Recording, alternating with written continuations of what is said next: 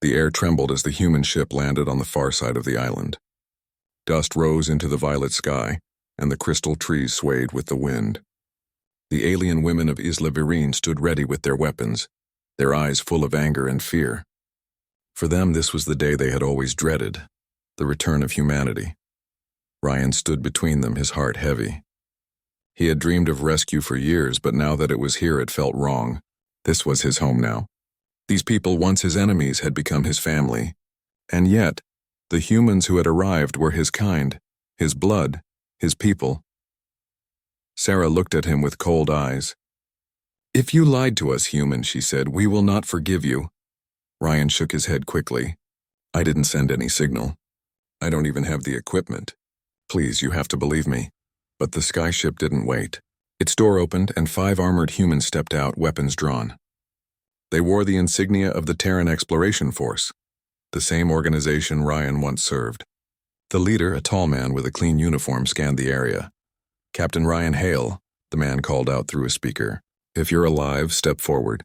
We've come to bring you home." Ryan froze. The sound of that voice felt like a ghost from another life. The soldiers looked around and saw the alien warriors gathering in defense. Their eyes hardened. "Targets identified. Possible hostiles," one whispered. Ryan ran forward, waving his hands. "Wait, don't shoot! They're not enemies." But his voice was lost in the chaos. The first blast came from the human side, a flash of blue plasma that hit the ground near the crystal tower. The alien warriors shouted and fired back with their energy spears. Light and sound filled the air. The once peaceful island became a battlefield. Ryan rushed into the middle of it, shouting for both sides to stop. "Please, stop fighting!" "You don't understand." But no one listened. The humans thought they were rescuing him from savages. The aliens thought they were defending their home from destroyers. Sarah led her warriors forward, fierce and fearless. "No more humans will harm us," she cried. Ryan followed her, trying to protect both sides from each other. His mind raced for a solution. He knew if this continued, blood would be spilled, and everything he had built over 10 years would be lost. He ran toward the ship, waving desperately. The human commander, Captain Briggs, saw him and frowned. "Hale, what are you doing with them? Step away from those aliens. They're not the enemy," Ryan shouted. "They saved me." "They're people, not monsters." Briggs raised his weapon. "You've been here too long. They've messed with your mind. We're taking you home even if we have to drag you." Ryan's chest tightened. He saw Sarah fighting in the distance, defending her sister Lyra. The sight broke him. He realized both sides saw the other as evil, but both were only afraid.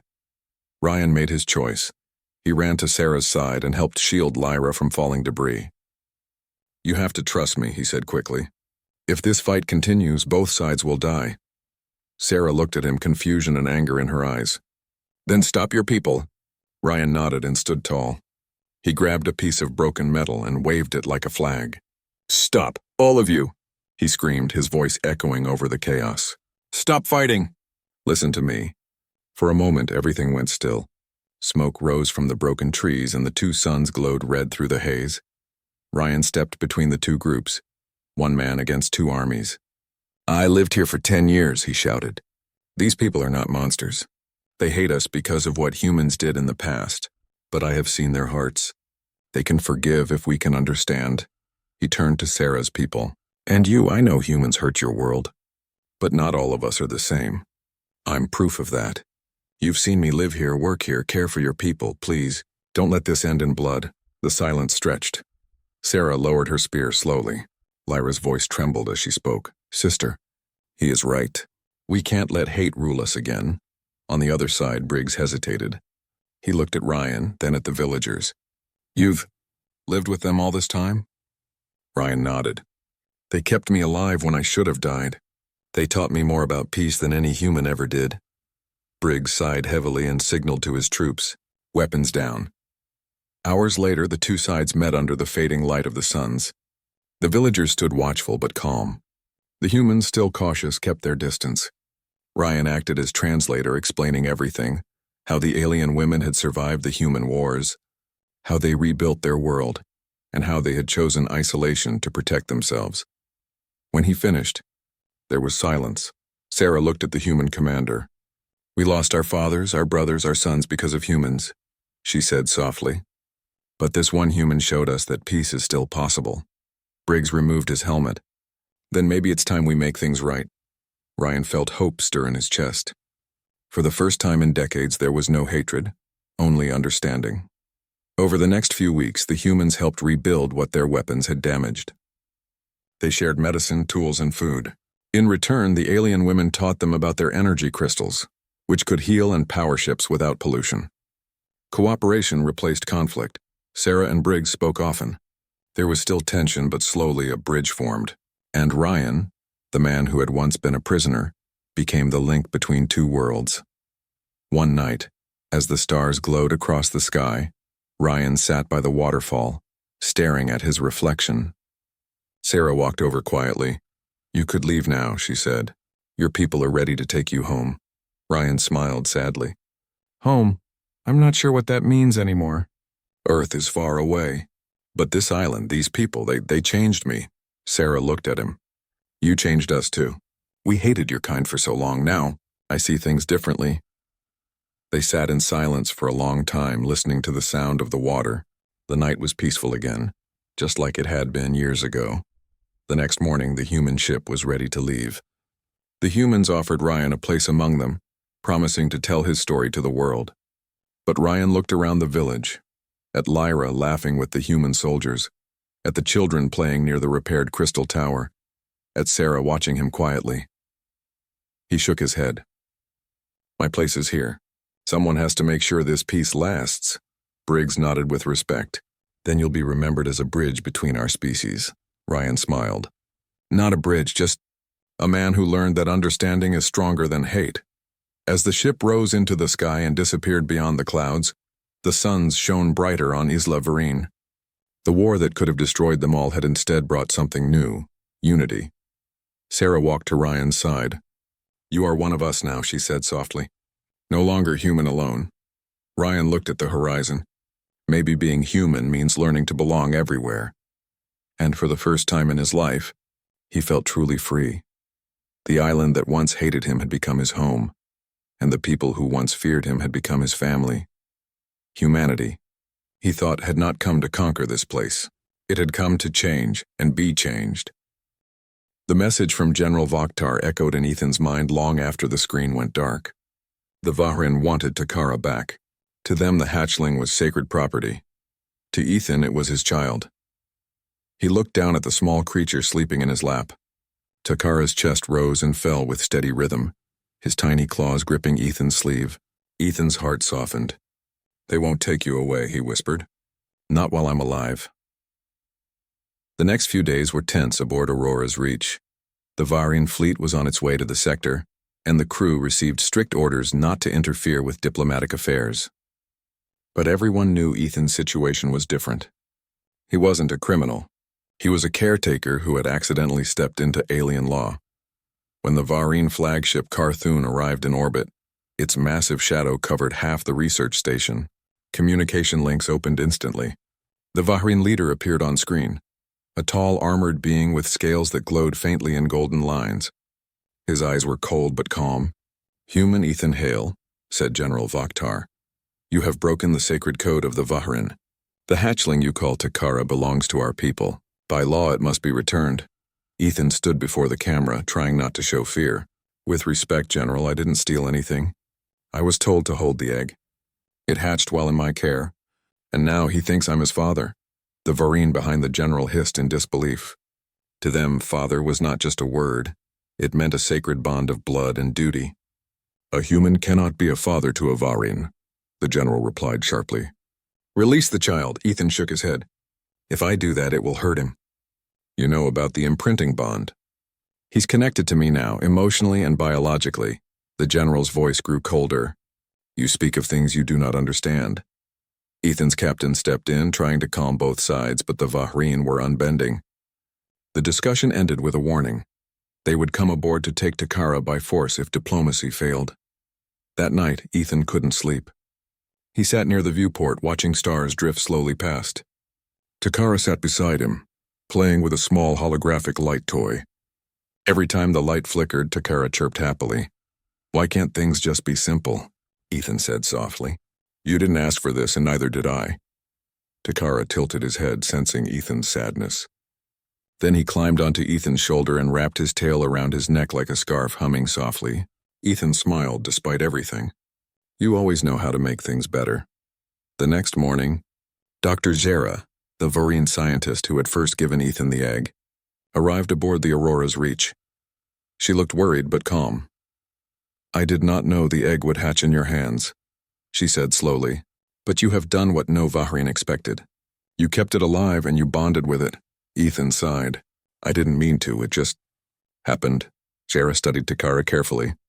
The hatchling chirped and hid behind Ethan's leg. He recognizes you as his father, she said quietly. By our oldest law, that makes you one, but our council will not accept a human parent. They will see this as blasphemy. Then the law is wrong, Ethan said firmly. Zera looked surprised but did not argue. Instead, she gave him a small device. This is proof of the imprinting bond. It records the energy pattern between your life signs and his. If you present this to the council, they must listen. Before she could say more, alarms rang through the ship again. The Vahrien flagship had sent landing pods. Soldiers in armor were boarding without permission. Ethan grabbed Takara and ran toward the secure lab. The small creature clung to him, trembling. Inside the corridor, Vahrien guards surrounded them. Hand over the hatchling, ordered a soldier. Takara hissed, frightened. A sudden pulse of light flared from his body, a natural defense mechanism of young Vahrien. The burst knocked the soldiers back, stunning them but not harming them. Ethan shielded Takara with his arms. It's okay, you're safe, he whispered. Dr. Zera arrived just in time, shouting in her own language. The soldiers hesitated, then lowered their weapons. She turned to Ethan. If he uses that energy again, he could hurt himself. We must stop this before it turns into war. Ethan nodded, breathing hard. Then let me talk to the general, please. A few hours later, in the main hall, Ethan stood before General Vokhtar, with both human and Varan officers watching. Takara stood beside him, holding his hand tightly. The general's voice rumbled. You risked the safety of 2 species, human. Why? Ethan looked him straight in the eyes. Because he's my child.